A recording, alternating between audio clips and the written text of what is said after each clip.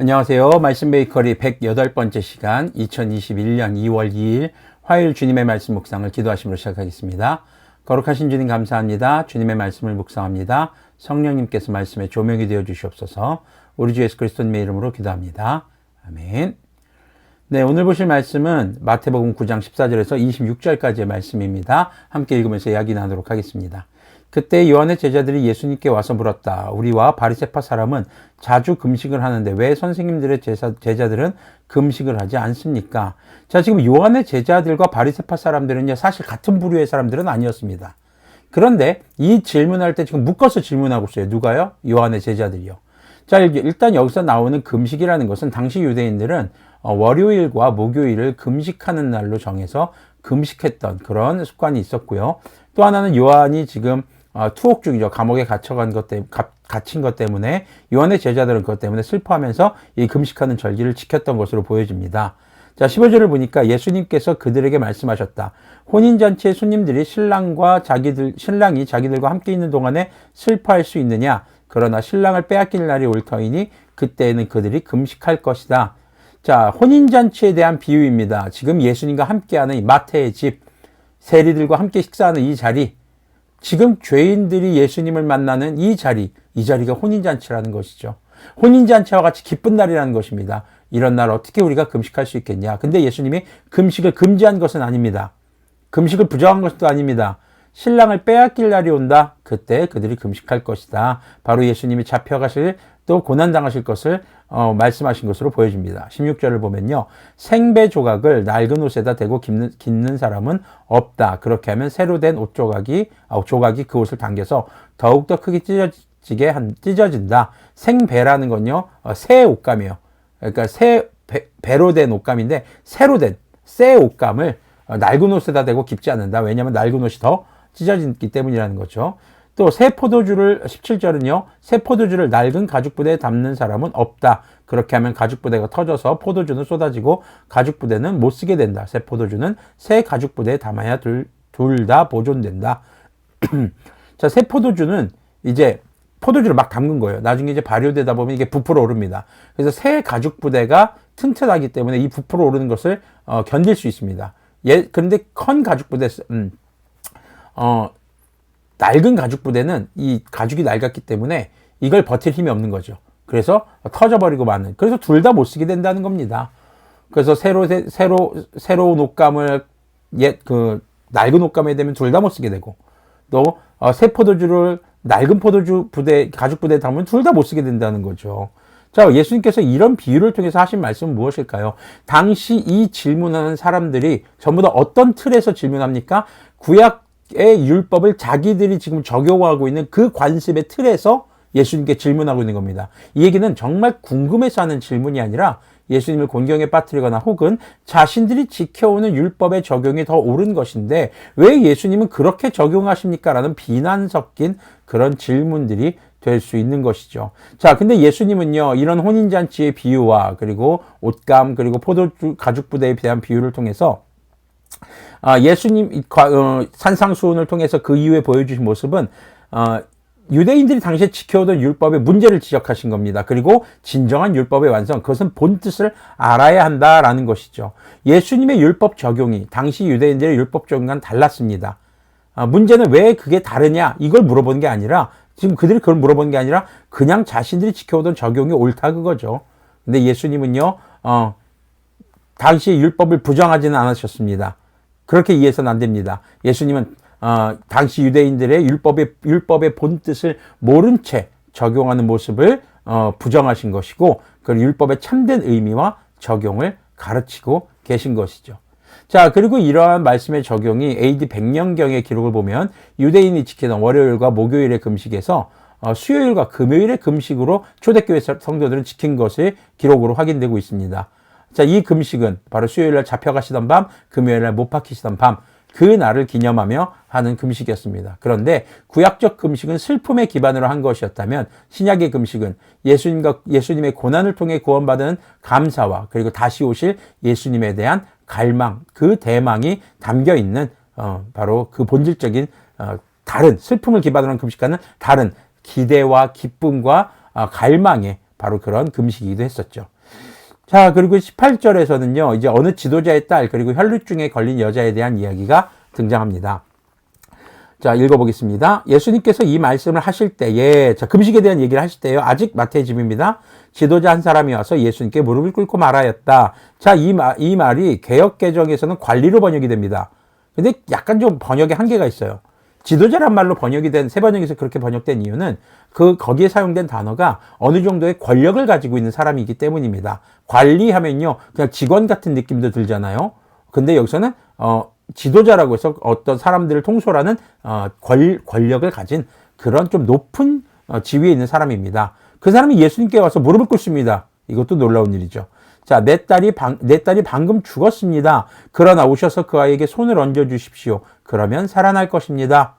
자, 딸이 아픈 상태에서 온 게 아니라 이미 죽은 상태에서 찾아왔습니다. 그런데 손을 얹어 주시면 살아날 것입니다. 그 얘기를 듣고 예수님께서는 일어나서 그를 따라가십니다. 이제 마태의 집에서 나오셨죠. 제자들도 따라갑니다. 그런데 가는 동안에 또 하나의 사건이 생깁니다. 20절을 계속 읽어보겠습니다. 그런데 12해 동안 혈루증으로 앓는 여자가 뒤에서 예수님께로 다가와서 예수님의 옷술에 손을 대었다. 자, 옷술이라는 건 옷 끝에 달린 장식입니다. 21절 보면 그 여자는 속으로 말하기를 내가 그의 옷에 손을 대기만 하여도 나을 텐데 했던 것이다. 자, 예수님께서 돌아서서 그 여자를 보시고 말씀하셨다. 자, 이 내용이 마가복음하고 누가복음이 있는데 마태복음은 좀 간단하게 지금 기록하고 있어요. 자, 예수님이 뭐라고 말씀하시냐면 기운을 내어라 딸아 내 믿음이 너를 구원하였다. 바로 그때 그 여자가 나았다. 잘 보시길 바랍니다. 이 여자의 믿음은 뭐였습니까? 예수님의 옷술만 만지기만 해도 내가 다 나을 수 있을 텐데 바로 예수님에게 치유의 능력이 있다는 것을 믿는 믿음이었습니다. 근데 만졌을 때 낫지 않았습니다. 예수님이 뭐라고 했을 때 바로 내 믿음이 너를 구원하였다. 이 말씀을 했을 때 나음을 입게 됩니다. 자, 옷술의 능력이 아니라 무엇의 능력이 있었습니까? 예수님의 말씀의 능력이 있었던 것입니다. 그런데 나았다라고 말씀하신 게 아니라 내 믿음이 너를 구원하였다. 구원이라는 것이 훨씬 더 범위가 넓습니다.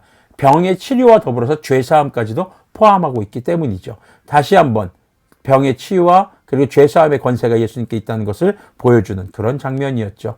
자, 바로 그렇게 믿음의 행동을 했던 그 여인은 주님께 죄사함과 더불어 병의 나음도 있게 됩니다. 자, 이제 계속해서 가시던 걸음을 이어갑니다.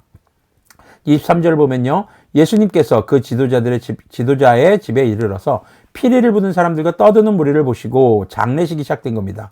이렇게 말씀하셨다. 모두 물러가거라. 그 소녀는 죽은 것이 아니라 자고 있다. 그들은 예수님을 비웃었다. 무리를 내보낸 다음에 예수님께서 들어가셔서 그 소녀의 손을 잡으시니 그 소녀가 벌떡 일어났다. 이 소문이 그 온 땅에 퍼졌다. 자, 지금 가서 손을 대셨어요. 예수님이요. 일단 비웃는 사람들이 있었죠. 장례식을 치른 사람들이 비웃습니다. 근데 비웃는 건 아랑곳하지 않고 내보내시고 그 소녀를 살리십니다. 근데 말씀만으로 살리실 수 있으셨을 텐데 왜 손을 대셨을까요? 지금 여기서는요. 혈루증 앓는 여인과 이 죽은 아이를 살리는 장면이 그 당시 율법의 어떤 두 가지 모습이 위배되는 게 있습니다.